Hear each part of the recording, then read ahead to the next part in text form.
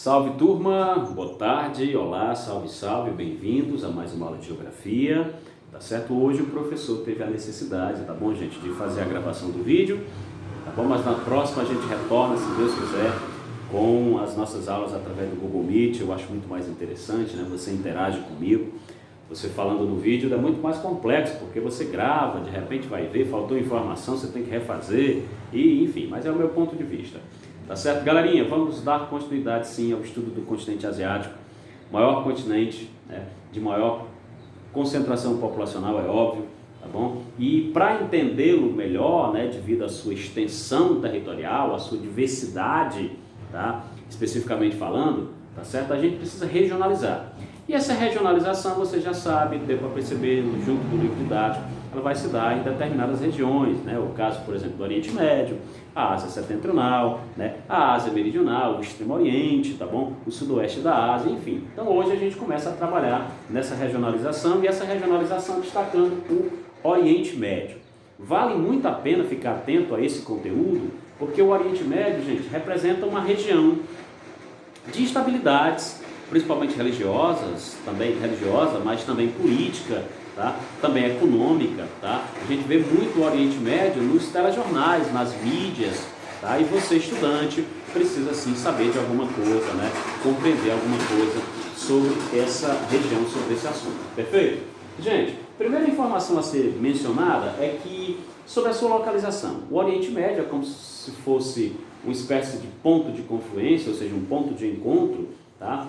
Em relação à região asiática, a região europeia e também a região africana, né? Dentro daquela concepção lá de Eurásia, ele seria um ponto de encontro, né? Ele fica especificamente entre as três regiões. Claro que dentro de uma concepção histórica, né? A gente sabe que são três continentes, Europa, Ásia e África. Você sabe perfeitamente do que eu estou me referindo. Então, a gente pode entender que esse ponto de encontro, tá, foi dado esse nome pelos europeus. Foram os europeus, dentro de uma concepção eurocêntrica, né, de que a Europa seria o centro da Terra, né, e ela poderia, de repente, servir de localização. Então, ela acabou dando esse nome. É um dado, uma dica interessante, acho que vale a pena você memorizar sobre isso. Oriente Médio, esse nome foi dado pelos europeus, tá certo? Então, vamos aqui destacar alguma coisa. O professor fez algumas anotações para servir de norte, como geralmente eu faço, para o nosso estudo. Primeira coisa, localização. Sudoeste da Ásia, perfeito? O Oriente Médio é a ponte de ligação, portanto, entre a Ásia e também a África, certo? Isso é interessante que a gente tenha como compreensão da sua localização. Alguns países que fazem parte desse Oriente Médio, tá certo? Serão Arábia Saudita, Israel, Irã, Iraque, Kuwait, Afeganistão, tá? Lembrando aqui que são em número de 15, tá certo? Mas existem sim outros países de grande representatividade, né? Como por exemplo a questão dos Emirados Árabes, da Turquia, de Omã, Catar, Síria, tá? Só para a gente destacar alguns outros países dessa península. Lembrando, quando eu falo de península, você estudante sabe muito bem que península nada mais é do que uma região, tá, cercada de água, tá? Por muitos lados, tá certo? Mas ligado sim através de um istmo, ou seja, um território que o conecta, vou até usar essa expressão moderna, né, a outras regiões, a outros continentes. É mais ou menos isso, né, que o professor tentou aqui singelamente representar, tá bom, galerinha? Vai prestando atenção, por gentileza. Essa península, ela apresenta uma região, ou seja, um território extremamente recortado, tá? E por ser muito recortado, vai ser banhado por águas de mares e também de oceano, né? De oceanos, no caso, tá bom? Mares, por exemplo, o Mar Vermelho, o Mar Mediterrâneo, tá? Aliás, perdão, gente, me equivoquei. Mar Mediterrâneo, tá? O Mar Vermelho, não, sim, tá certo, eu pensei que eu tinha dito errado. Mar Vermelho, Negro, Cáspio e também o Oceano Índico, tá? Às vezes a gente se confunde, tá valendo, não tem problema, legal? Então, ela tem essas ligações aí, ele tem essa ligação por esse istmo e, consequentemente, é banhado por essas águas, perfeito? Gente, uma coisa importante que a gente deve destacar é o país mais extenso, né? Só para a gente ter logo uma percepção, o país mais extenso dessa península arábica, né, no caso aqui do Oriente Médio, tá certo? Vai ser a Arábia Saudita. Em se tratando de menor extensão territorial, é o Bahrein, que é claro, com menor extensão territorial, também vai ser o país com menor população. Perfeito? Bahrein, lembra aí desse detalhe. Algumas características físicas eu gostaria de destacar nesse primeiro momento, Clima, vegetação e relevo, né? Para a gente ir lentamente compreendendo sobre isso. O clima do Oriente Médio, gente, a gente pode dizer que ele é, tá, predominantemente seco, desértico, árido.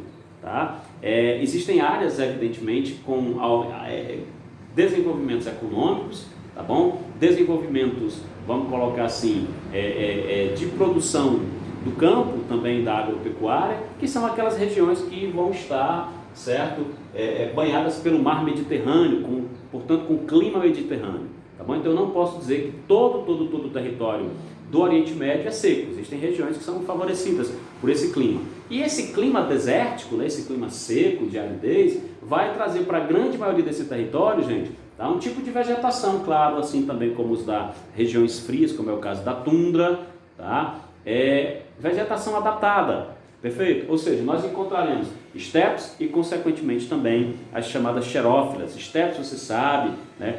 Tipo de vegetação também ocorre aqui no Nordeste, no Ceará, tá bom? Não são bem árvores, são como se fossem gramíneas, né? Uma vegetação mais rasteira, mas também as xerófilas, tá? Plantas com folhas pequeninas, dado ao fato da sua aridez, ok? Lembre disso, por gentileza.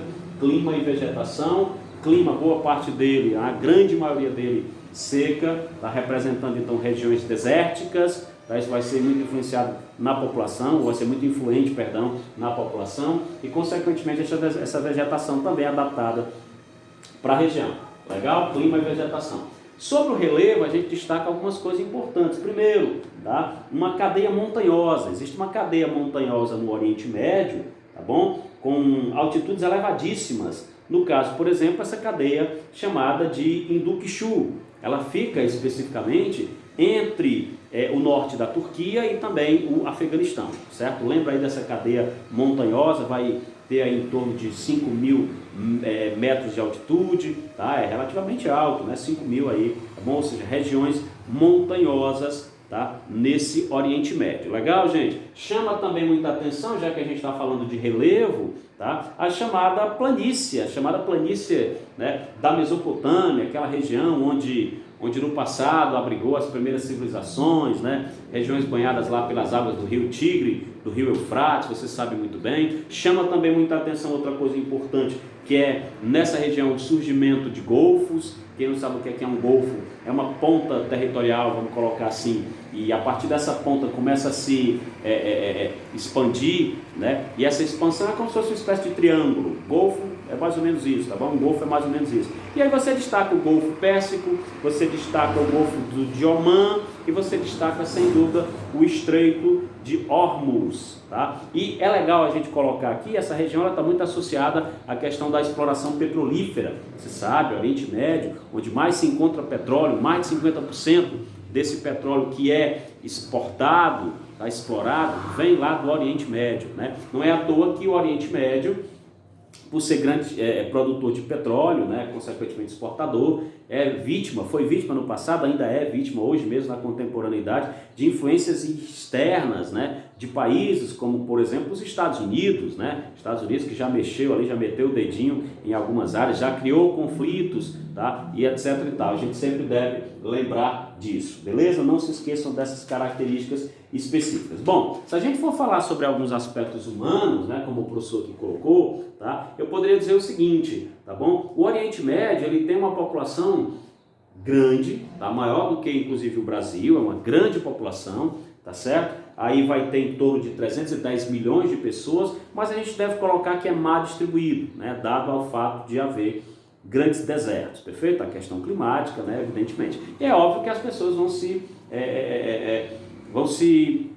fixar, né, vão tentar abrigar regiões que tenham planícies, né, como no caso das planícies da Mesopotâmia, tá bom? Mas litorais também, tá? Como por exemplo o próprio Golfo Pérsico, o Vale do Rio Jordão, né? Aquela região lá entre Israel e também a Jordânia, que é extremamente instável politicamente, religiosamente, sempre tem problemas lá. A gente vai ver ainda, a gente vai entender isso, né, lá sobre a faixa de Gaza, tá? A Cisjordânia, depois a gente vai trabalhar sobre isso, perfeito? As condições de vida humana do Oriente Médio, gente, são bem precárias, eu poderia dizer assim, tá? Boa parte da população padece com algumas dificuldades econômicas, tá certo? São alguns países que se destacam, né, economicamente, em maior expressão Israel, tá? Que é líder, vamos dizer assim, se tratando de economia, beleza? Vamos falar sobre essa questão de economia, já que eu acabei de apontar, tá certo? É destacar a OPEP,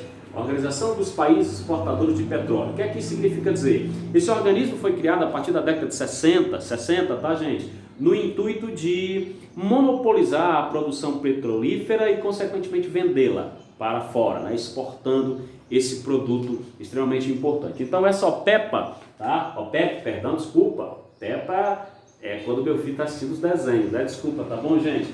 Essa economia, ela vai girar em torno desse organismo, tá bom? Que tem aqui esses países que fazem parte: Arábia Saudita, Irã, Iraque, Kuwait, Catar, Emirados Árabes. É interessante dizer que existem países que exportam petróleo que não fazem parte da OPEP, tá? É o caso, por exemplo, aqui especificamente destacando a Turquia, tá? E é também o caso de dizer que existem países que não estão no Oriente Médio, mas que fazem parte da OPEP, é o caso, por exemplo, da Venezuela. Legal? Uma coisa só para a gente complementar, que eu acho que é importante a gente dizer, tá bom? Já que eu disse no início e acabei de reiterar novamente, que o Oriente Médio é uma região de extrema instabilidade, muitos conflitos. Por que se dão esses conflitos, professor? Gente, aqui, tá? Uma boa, tá bom? É preciso a gente dizer o seguinte: antes de mais nada, a gente precisa valorizar a história desses povos, dessas pessoas, dessa população, tá bom? Esses conflitos se dão graças a disputas territoriais,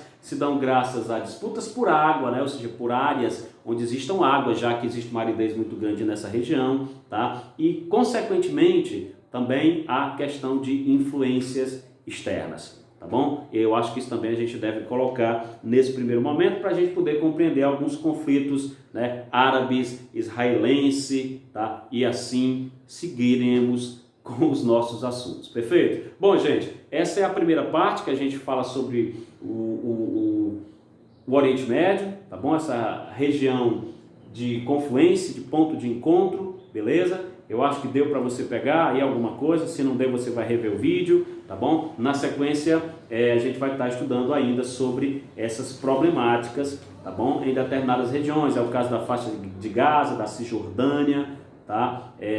E outras regiões aí bem complexas administrativamente falando. Legal? Forte abraço a todos, salve, salve, tchau, tchau, gente, até a próxima.